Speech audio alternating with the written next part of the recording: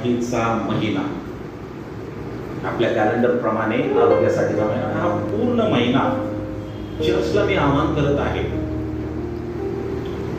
की आपल्या health department कडून, साऊथ महाराष्ट्र सेक्शनच्या हेल्थ डिपार्टमेंट कडून सूचना आलेली आहे आणि हे जीसीचा प्रोग्राम आहे आणि पास्टर संग्राम माने हे आमचे हेल्थ डायरेक्टर आहेत आणि त्यांनी सर्व चर्चेसला सूचना केलेली आहे की या महिन्यामध्ये मंडळांना ड्रग्स अवेअरनेस जे आहे त्याच्याबद्दल माहिती दिली पाहिजे आणि जे व्यसन असेल त्या व्यसनापासून आम्ही मुक्त राहिलं पाहिजे. आम्ही फक्त मुक्तच नाही राहिलं पाहिजे, आम्ही त्या व्यसनांना जे लोक कवटाळलेले आहेत त्यांना आपल्यापासून, त्या व्यसनांच्या पासून दूर केलं पाहिजे. ते व्यसन ज्यांच्या त्यांच्या मध्ये तुम्हाला दिसत असतील, शेजारचे असतील, मंडळांच्या मध्ये असतील, असतात मंडळांच्या मध्ये पण नाही असं करू शकत नाही, असतात मंडळांच्या मध्ये असतील, तुमच्या ओळखीचे असतील, विना ओळखीचे असतील, शाळेत कुठेही लहान मुलं असतील, विशेषतः लहान मुलं आज खूप ड्रग्सला कवटाळत आहेत, टीनेजर्स असतील, या सगळ्यांना मंडळी या नात्यानं आम्ही सावध केलं पाहिजे, अवेअर केलं पाहिजे. ही मंडळीची जबाबदारी आहे आणि मी तुम्हा सर्वांना आवाहन करतो की जर आपण देखील मंडळांच्यामध्ये हे ड्रग्स अवेअरनेस रोज महिनाभर आम्ही जर पाळलं तर त्याचा परिणाम परमेश्वर नक्की करेल अशी माझी खात्री आहे. कृपा करून आपण ड्रग्स अवेअरनेस बद्दल सावध राहूया आणि सर्वजण मिळून या, तर मला वाटतं आपल्या मंडळांच्या मध्ये बरेचसे मेडिकल फील्ड मधले लोक आहेत, त्यांनी एखादा प्रोग्राम घ्यावा, त्यांनी एखादं ड्रग्स अवेअरनेस करावं.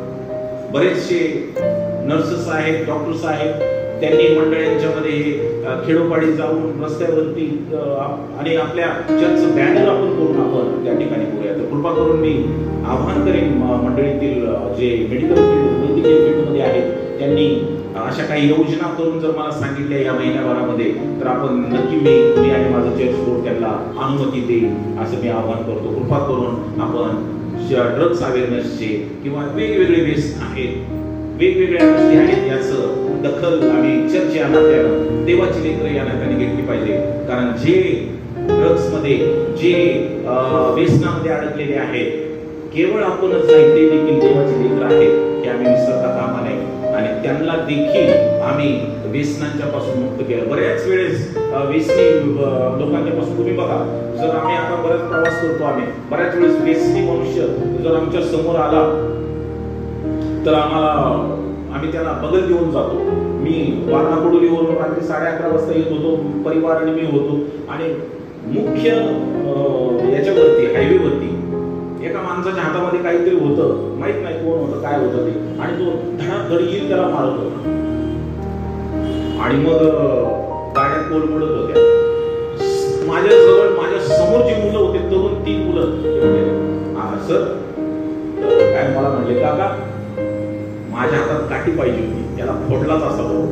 अरे म्हणलं तसं उलट आम्ही त्याला सांगितलं पाहिजे की ते तुझ्यावर प्रीती करतो आणि तू व्यसनापासून दूर राहायला पाहिजे. आम्हाला वाटतं कदाचित याचा परिणाम होणार नाही, पण याचा परिणाम परमेश्वर करत असतो. आपण देव माफ करू की या कामामध्ये आपण सर्वांना परमेश्वर सहाय्य करू आणि हे जे हेल्थ डिपार्टमेंट आपलं साऊथ महाराष्ट्र सेक्शनचं आहे, याद्वारे आपण कार्य करूया आणि या डिपार्टमेंटला बळकटी देऊया. आपण सर्व मंडळी मिळून हेल्थ अवेअरनेस किंवा ड्रग्स अवेअरनेस जे आहे ते आपल्या मंडळांच्या मध्ये पाळूया. असो ही अतिरिक्त सूचना होती.